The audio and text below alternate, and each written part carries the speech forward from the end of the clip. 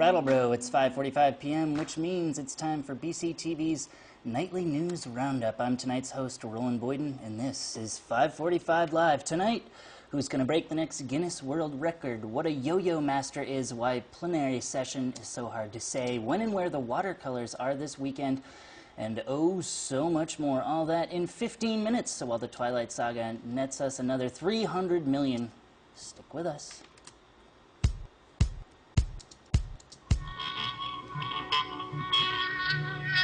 Eight months ago or so, somebody came up with the idea of doing something big for our 10th anniversary of the stroll.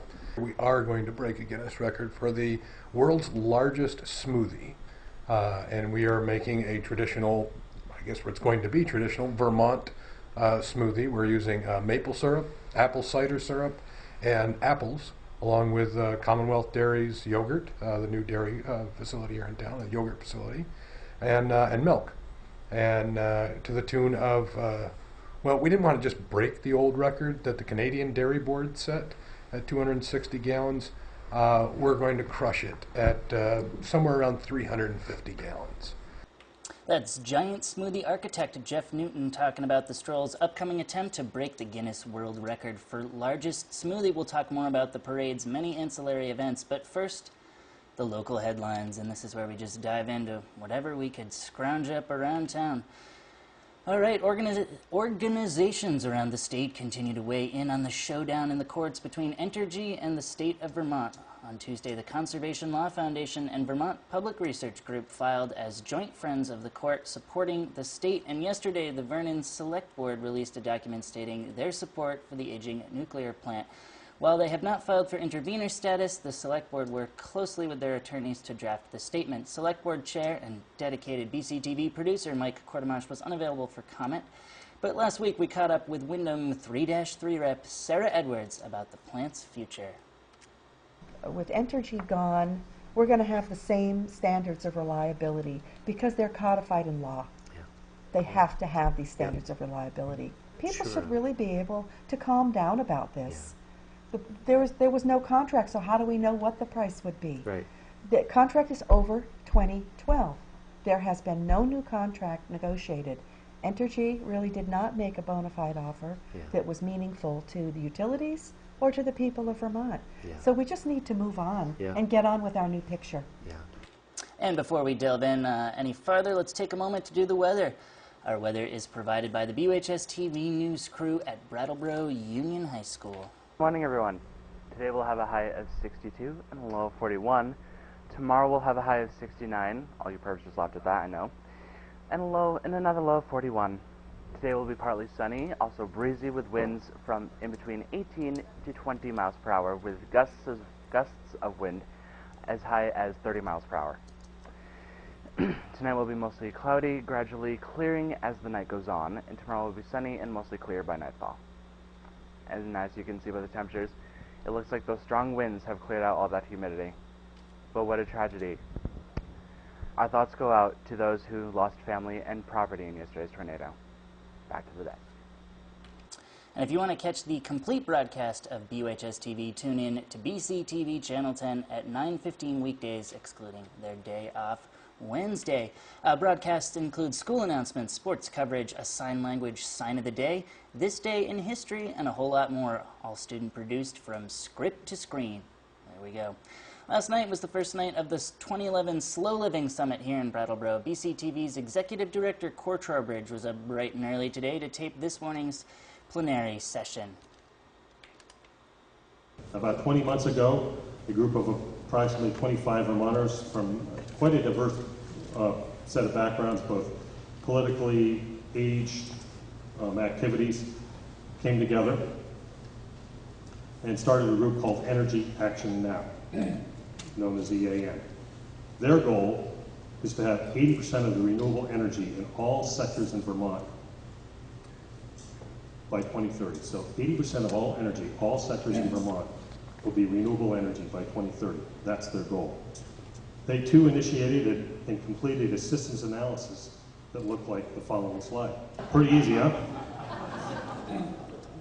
This is a map that I don't expect you to actually see, but it is a map that depicts all the connections in the energy system that lead to the top, where the goal is improving the quality of life of Vermonters. This is ongoing work.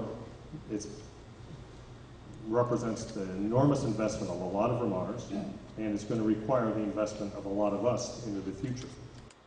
That's Vermont Secretary of Agriculture Chuck Russ. I spoke on the phone with Chuck yesterday. If you want to see my complete interview with him, go to brattleboro.tv.org, head to our video on demand, and in the 545 live category, you'll see video from the show I did yesterday, and you can see what he had to say when I talked to him. All right, let's see. The summit continues all the way through Friday evening. For detailed info on the plenary sessions and lectures, visit strollingoftheheifers.com and click the Slow Living Summit link on the left sidebar.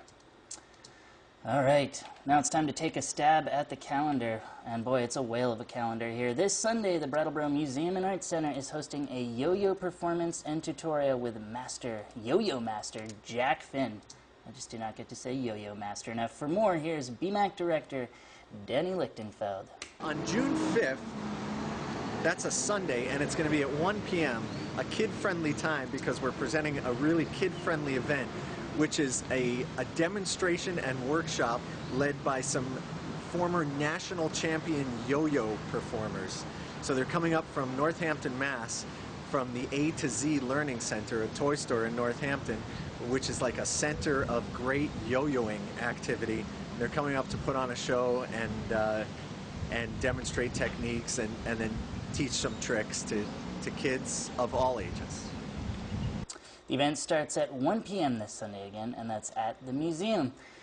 All right, on to the calendar. Let's see how much heifer madness I can rattle off here for our weekend calendar coverage. For more info on the parade itself, the Slow Living Summit, the Tour de Heifer, Giant Smoothie, Film Festival, Farm Food Fiber Tour, Sandwich Competition, and more, you can go to strollingoftheheifers, all one word.com, or you can hear the event organizers explain it all in their own words on BCTV's 1-hour Strolling of the Heifers Open Studio, available on our video on demand at brattleboro.tv.org.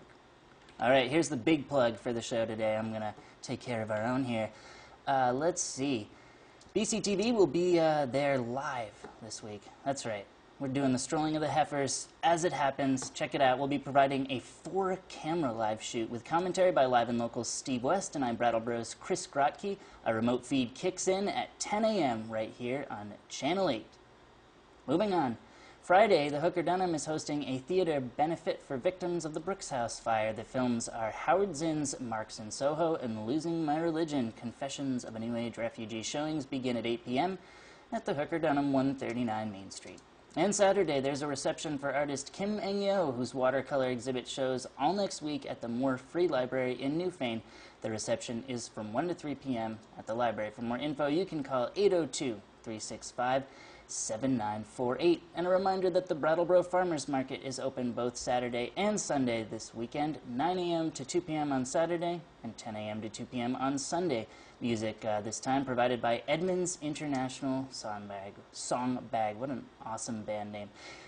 You can find the market just west of Exit 2 right here in Brattleboro. And if we missed your event or you want more coverage than just me getting the bulletins fed to my earpiece here by Dick Cheney, then email me, Roland Boyden at roland@brattleboro.tv.org. I know, it's an awesome graphic. It's an awesome suit. Soak it in. All right. That does it for our calendar today. So moving on, we're going to do our BCTV Schedule quick glance. It's almost as fun to say as Yo-Yo Master. You can find BCTV cradled in the gentle arms of Comcast Channel 8 and 10. That's right, right on your Comcast dial.